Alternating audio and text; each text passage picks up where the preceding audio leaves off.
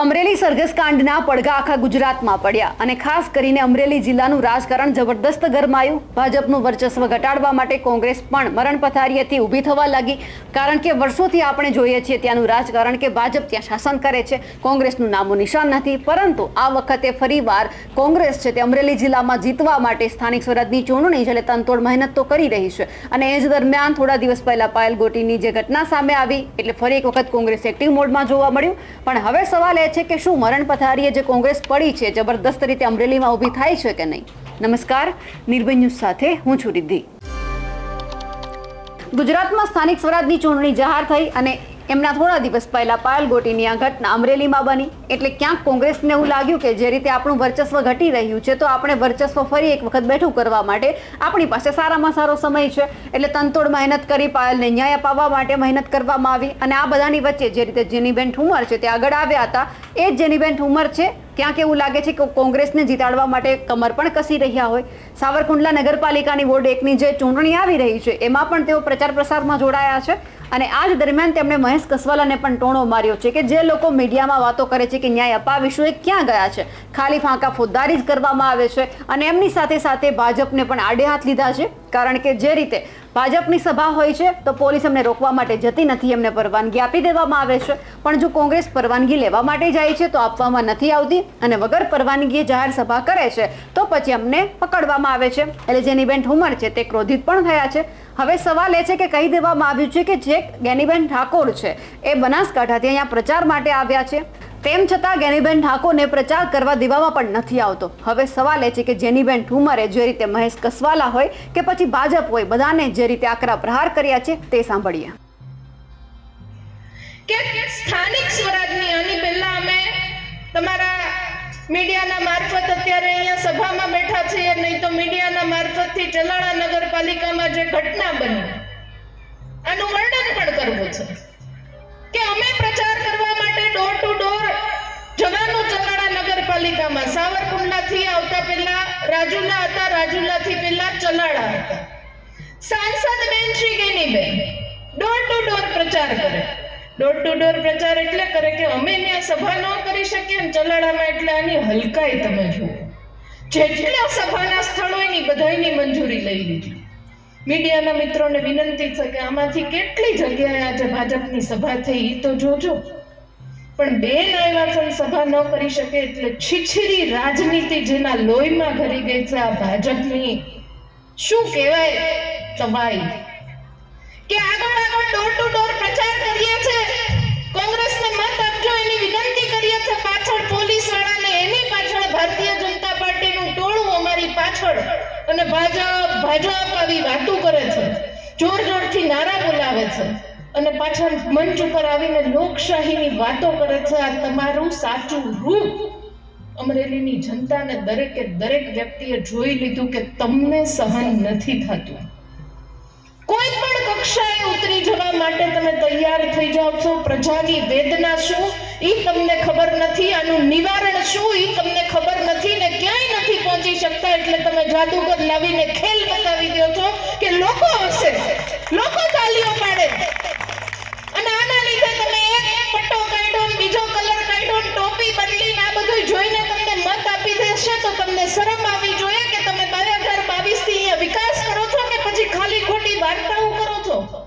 પરિવાર આમ રહે છે ને તું જે શેઠિયાને ને કામ કરે છે એ શેઠિયો મારો ભાઈબંધ છે, આવી બધી વાતો કરીને તમને કરે છે। કોઈથી ફાટી પડવાની જરૂર નથી, કોઈ આપણું કાંઈ કરી શકે નહીં। સૌથી વધારે નિકળ લોકો બેઠા છે ભારતીય જનતા પાર્ટીના શાસનમાં, એને એટલી બધી બીક છે કે આ લોકો હરાવી દેશે એટલે એક પછી એક નેતાઓને કોંગ્રેસમાંથી એટલા માટે લઈ જાય છે કે પ્રેમ નથી, એને પણ દબાણ કરીને લઈ જાય છે, પણ બીક છે કે ક્યાંક આ કાલ ઉઠીને મોટો નેતા થઈ જશે, કોંગ્રેસમાં રહેશે ને અમારી સત્તાને ભરીમાં લાવી દેશે તો શું એ બીકમાં લઈ જાય છે। પીપલી તારલા ચંદ્ર રાત્રે સૂરજ ને દિવસે ચાંદો, આ બધું શબ્દોથી જે બતાવશો, મત કેવી રીતના લ્યો છો, લોકશાહીની વાતો કરીને 200 ઉપરની સીટો બિનહરીફ કરીને પ્રજાને તમે ઊંધા ચશ્મા પહેરાવો છો કે અમે બિનહરીફ જીતી ગયા, અમારો એટલો બધો પ્રેમ, કોક દુકાને જઈને બેસજો ને પૂછજો કે કેટલો પ્રેમ છે, ત્યારે અંદરનું દબાણ બહાર આવશે. વિકાસની વાત કરવી છે ને બાકી બધું જ કરવું છે, પણ વિકાસ નથી કરવો. અને જ્યારે ચૂંટણી આવે ત્યારે હિન્દુ મુસલમાન, ચૂંટણી આવે ત્યારે જય શ્રી રામ, ચૂંટણી આવે ત્યારે જાદુગર, અને ચૂંટણી આવે ત્યારે છેલ્લા 2 દીમાં માગો ઈ. અને ચૂંટણી જેવી પતે એવું ગુજરાતમાં તો દારૂ મળતો નથી. આવી વાત આ આપણે લોકોને સમજવાની વાત છે. એક વોર્ડની ચૂંટણી હોય, એક નગરપાલિકાની ચૂંટણી હોય કે કોઈ પણ હોય, પણ તમારો મત છે એ ખૂબ અમૂલ્ય છે.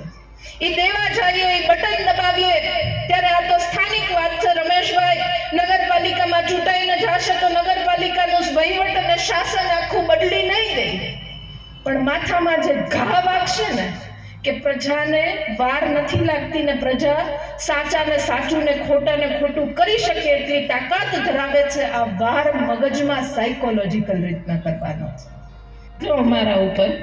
બાકી અમે બધાયના માથા ભાંગવા માટે સક્ષમ છીએ. અહીંયા બેન બેઠી છે એ પણ સક્ષમ છે. પ્રતાપભાઈની વાતો તું અહીંયા આવીને કરું નહીં હો.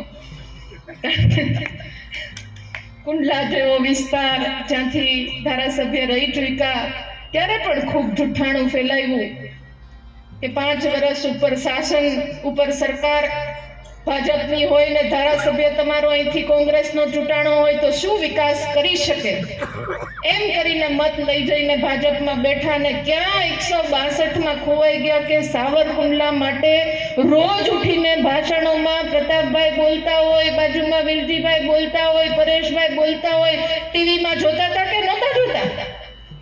અત્યારે કંઈ દેખાતા હોય તો મને મોકલજો, કારણ કે મારા ભાગમાં એ વિડીયો આવતો નથી. એટલે બધા એને વિનંતી કરીએ છે કે રમેશભાઈ અડધી રાતનો હોકારો છે. ભારતીય જનતા પાર્ટીના એક પણ નેતાઓ એ પોતાના માટે પોતે માફી નથી માંગી શકતા. અને જો આ દીકરી માટેની માફી ન માંગી શકતા હોય તો એને તમારા માટેની કોઈ દયા, તમારા વિસ્તાર માટેનો કોઈ પ્રેમ કે વિકાસ માટેની કોઈ ચિંતા હોય એવું હું માનતી નથી. અને તમને પણ વિનંતી કરીએ છીએ કે એક પણ મત, ચૂંટણી નાની હોય કે મોટી હોય, જંગ નાની હોય કે મોટી હોય, જંગ જ કહેવાય, એટલે એ જ રીતના લેજો. એક પણ મત રહી ન જાય અને ભવ્ય જીતીને રમેશભાઈ આવે અને વિજય સરઘસમાં ફરી જોડાવાની તક મળે એવી આશા સાથે આપ સૌનો ખૂબ હૃદયપૂર્વકનો ધન્યવાદ.